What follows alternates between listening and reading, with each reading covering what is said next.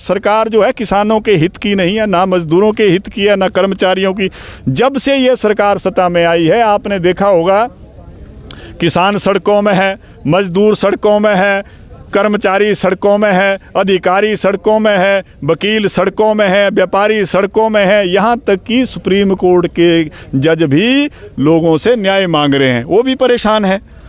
तो ये इस तरह की सरकार है। इस सरकार के खिलाफ जो भी आवाज़ उठाता है, आपने देखा होगा, इतिहास देखो आप पीछे का, जब से 2014 से सरकार सत्ता में आई है, जो भी इसके खिलाफ आवाज़ उठाता है उसके ऊपर CBI, ED, इनकम टैक्स, जो इनकी एजेंसी हैं, जो इनके तोते हैं, उनको लगा देते हैं। चैनल थे, बहुत से नेशनल चैनल मैं देख रहा हूँ, 4-5 दिन से बहुत से आए हुए हैं नेशनल चैनल, लेकिन वो क्या करते हैं, अगर डिबेट भी करते हैं यहाँ पे, अगर डिबेट करते हैं तो क्या करते हैं, सबसे पहले वो सरदार है, कौन है, सरदार को पकड़ेंगे, चाहे वो हिमाचल का कोई खड़ा हुआ, हरियाणा का यहाँ पे है या राजस्थान का, उसके साथ नहीं, उसको नहीं पूछेंगे, उधर पकड़ेगा ये सरदार है, ये है। मतलब ये दिखाने की कोशिश की जा रही है उसमें कि भाई ये तो पंजाब के ही लोग हैं, दूसरी स्टेटों को दिक्कत नहीं है। जबकि जो MSP चाहिए, सबको, सबकी मांग है, पूरे देश की मांग है। हर देश में हर जगह किसान है, अलग अलग तरह की खेती करते हैं। हमारे वहाँ हिमाचल में बागवानी की खेती की जाती है, तो हर जगह का अपना अपना वो है। गदर हरियाणा चैनल देखने वाले दर्शकों ने अशोक मुर्गी रहा है। फिलहाल इस टाइम मौजूद है खनौरी बॉर्डर पे, आप लगातार तस्वीर भी देख रहे हैं, क्योंकि जो 10 महीने जो किसान हैं वो यहाँ पर धरना पर बैठे हैं। हमारे साथ हैं जगदीश ठाकुर जी हिमाचल से, हम उनसे बात करेंगे। नमस्कार जी। जी नमस्कार जी। कि जो किसान हैं वो 10 महीने से यहाँ पर खनौरी बॉर्डर पर बैठे हैं, क्या कहना चाहोगे इसको लेकर?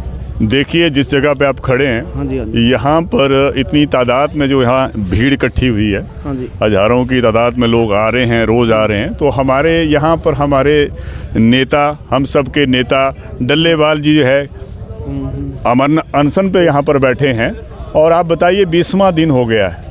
लेकिन सरकार की जो, देखिए आप, तानाशाही, जो डिक्टेटरशिप आप देखते हैं कि अभी तक सरकार ने कोई वार्ता का रास्ता नहीं अपनाया।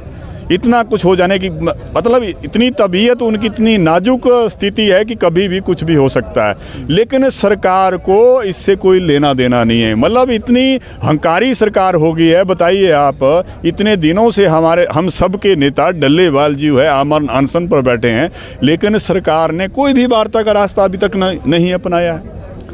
और 80-80, 90-90 साल के बुजुर्ग देखो आप सड़कों में हैं, पूरी गर्मी, पूरी बरसात, पूरी सर्दी, इतना समय हो गया, 10 महीने से भी ज़्यादा समय हो गया। और आप सामने देखिए यहाँ पर, जबकि किसान दिल्ली जाने की बात कर रहा था, अपनी बात को रखने की बात कर रहा था, लेकिन यहाँ पर 7-7, 8-8 लेयर में यहाँ बैरिकेड लगा दिए। बताइए आप, और करोड़ों रुपया उस पर खर्च कर दिया। क्या देश के लोग टैक्स नहीं देते हैं? इनके घर की बात है, लोगों ने टैक्स दिया है, टोल टैक्स देते हैं लोग। क्या अधिकार बनता है सरकार का कि आप जो है लोगों का जो रोड को रोक दें? लेकिन ये लोग ऐसे लोग हैं कि ये ना संविधान को मानते हैं, ना कानून को मानते हैं, ना ये सुप्रीम कोर्ट को मानते हैं। मतलब सबकी इन्होंने धज्जियाँ उड़ा रखी है। और बताइए आप, इन आंदोलनों में, जो किसान का आंदोलन जब से स्टार्ट हुआ है, हमने अपने 700 से भी 800 साथियों को खो दिया।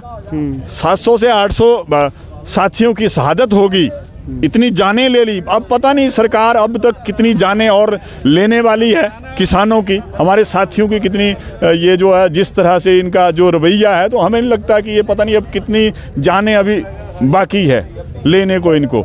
और आप बताइए, ये जो मांग है, ये कोई नई मांग थोड़ी नहीं है।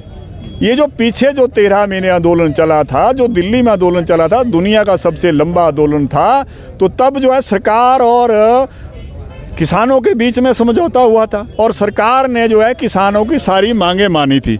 उसके बाद जो है आंदोलन ख़त्म हुआ था। लेकिन 2 साल का समय बीत जाने के बाद भी सरकार ने किसानों की मांग पूरी नहीं की, और आखिर में किसान को दोबारा आंदोलन करना पड़ा।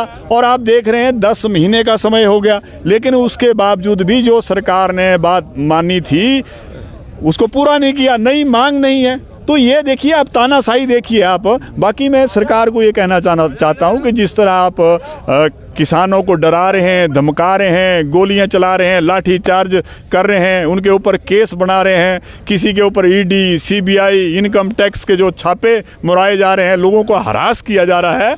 तो ये जो किसान है ये डरने वाला नहीं है, दबने वाला नहीं है, क्योंकि जितना आप परेशान करेंगे, तो मैं कह देना चाहता हूं सरकार को कि लोहा जब तपता है पूरी ताकत भरता है, सोने को जितनी आग लगे उतना प्रखर निखरता है, हीरे को जितनी धार लगे उतना खूब चमकता है, मिट्टी का बर्तन तपता है तब धुन पर खूब खनकता है, सूरज जैसा बनना है सूरज जितना जलना होगा, सूरज जैसा बनना है सूरज जितना जलना होगा, नदियों सा प्यार पाना है तो पर्वत छोड़कर निकलना होगा, हम आदम के बेटे हैं क्यों सोचें राह सरल होगी, हम आदम के बेटे हैं क्यों सोचें राह सरल होगी, थोड़ा वक्त लगेगा लेकिन संघर्ष जरूर सफल होगा, हर संकट का हल होगा आज नहीं तो कल होगा। चाहे आप जितने मर्जी अत्याचार किसानों के ऊपर कर लो, जितना मर्जी उनको जलील कर लो, जितनी मर्जी आप उनकी सादतें ले ले, लेकिन किसान जो है अपनी मांग को मनवा के ही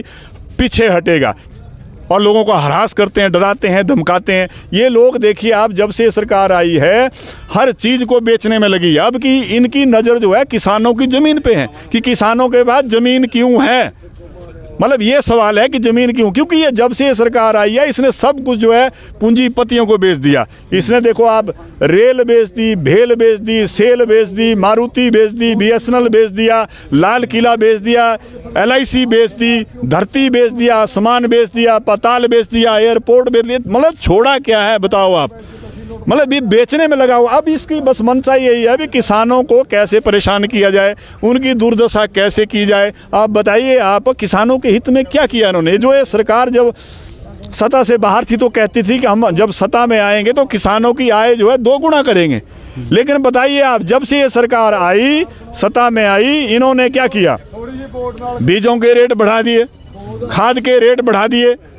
और ये जो एग्रीकल्चर इंस्ट्रूमेंट में थे उनके ऊपर कितना इन्होंने टैक्स लगा दिया, 32% टैक्स लगा दिया, और किसानों को जो है कर्जे के बोझ में दबा दिया, कंगाल कर रही है इस मतलब उनको। अब बताइए आप, मैं आपको यहाँ गिना दूँ, बहुत से ऐसे साथी हैं क्योंकि हम इस आंदोलन का हिस्सा रहे हैं, जिनके पास 50-50, 60-60, 70-70 किले, 100-100 किले ज़मीन है, वो किसान हैं यहाँ पर और सड़कों पे सोए हुए हैं। बताइए अगर इस देश का किसान 100-100 किले वाला या 60-60 किले वाला अगर इतना सक्षम होता है, इतनी ज़मीन होने के बावजूद भी, तो उसको तो 5 स्टार होटल में होना चाहिए था, लेकिन वो सड़कों में है। तो उसकी दुर्दशा देखिए आप, किसान की दुर्दशा क्या है, इतनी ज़मीन होने के बावजूद भी वो सड़कों पे है।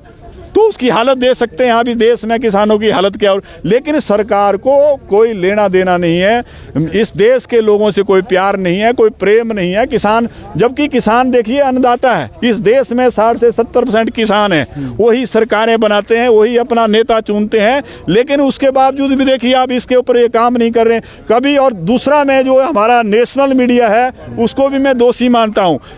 इन्होंने एक पिक्चर ऐसी इस हिंदुस्तान में पैदा कर दी है कि कहते हैं कि ये जो आंदोलन है ये पंजाब का ही आंदोलन है। मतलब इस तरह की ये जो है एक भ्रामक प्रचार करते हैं नेशनल मीडिया, हमेशा बोलते हैं कि ये। अब जबकि आप देखिए यहाँ पर हर स्टेट का आदमी हूँ, मैं हिमाचल प्रदेश का हूँ, आपको यहाँ बिहार का मिलेगा, आपको राजस्थान का मिलेगा, आपको हरियाणा का मिलेगा, मतलब आपको जम्मू कश्मीर का मिलेगा, हर स्टेट का आदमी है। लेकिन मीडिया के द्वारा एक भ्रामक प्रचार किया जाता है कि ये तो जी फिर ऐसा ही बोला जाता है ये तो किसान नहीं है, किसान तो अपने खेतों में, ये खालिस्तानी है, माओवादी है, टुकड़े टुकड़े गैंग है, रैपिस्ट है, हथियारे, इस तरह की भाषाएं बोली जाती है इनके नेताओं के द्वारा। मतलब किसानों को बदनाम करने की कोशिश की जा रही है। नहीं तो ये नहीं सोचा जा रहा है कि यार ये किसान क्यों सड़कों में है, इनकी दिक्कत क्या है, इस पे बात नहीं होती। मीडिया भी इस पे बात नहीं करता ना। वो क्लियरिटी मैं देख रहा था यहाँ पर कुछ नेशनल